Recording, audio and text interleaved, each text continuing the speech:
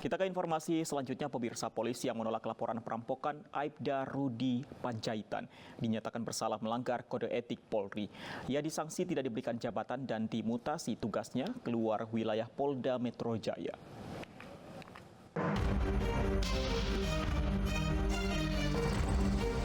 Oknum polisi yang menolak laporan perampokan di Polsek Pulau Gadung, Jakarta Timur dinyatakan bersalah melanggar kode etik Polri.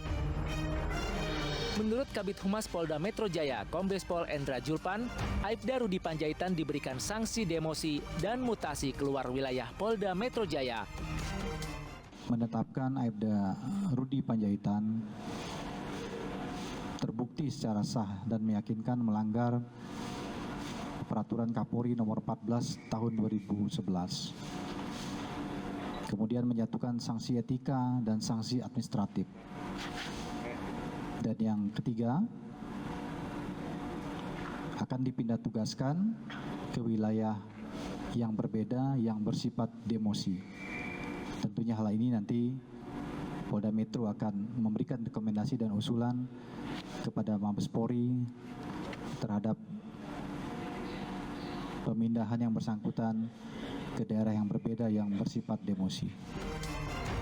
Sanksi yang diberikan kepada Aibda Rudi Panjaitan ini bermula saat seorang wanita korban perampokan melapor ke Polsek Pulau Gadung, Jakarta Timur.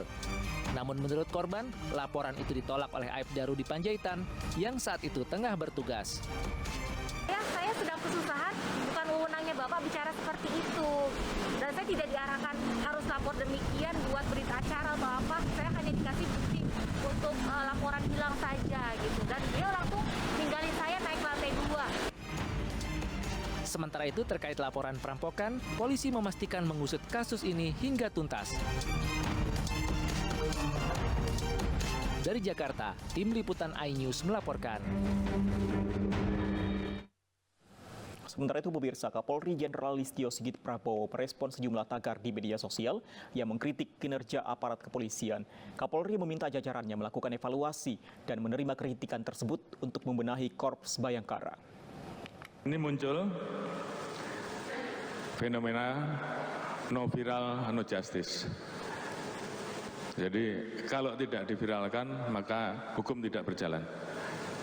Mereka membuat suatu perbandingan bagaimana kasus yang dimulai dengan diviralkan dibandingkan dengan kasus yang dimulai dengan dilaporkan dalam kondisi biasa. Mereka melihat bahwa yang diviralkan kecenderungannya akan selesai dengan cepat. Ini tentunya adalah fenomena yang harus kemudian kita evaluasi kenapa ini bisa terjadi. Bahkan yang terakhir muncul fenomena tagar viral for justice. Jadi ini kemudian sudah melekat di masyarakat bahwa harus viral. Karena kalau tidak viral, maka prosesnya tidak akan berjalan dengan baik. Di satu sisi, tentunya kita harus menerima semua persepsi-persepsi yang muncul di publik ini sebagai bagian dari evaluasi, bagian dari kritik terhadap kita, dan tentunya ini adalah waktunya kemudian kita memperbaiki, berbenah untuk kemudian melakukan hal yang lebih baik untuk memenuhi harapan masyarakat. Namun fenomena-fenomena ini tentunya menjadi bagian dari tugas rekan-rekan untuk mengevaluasi di sisi mana yang masih kurang terkait dengan perjalanan organisasi kita, baik secara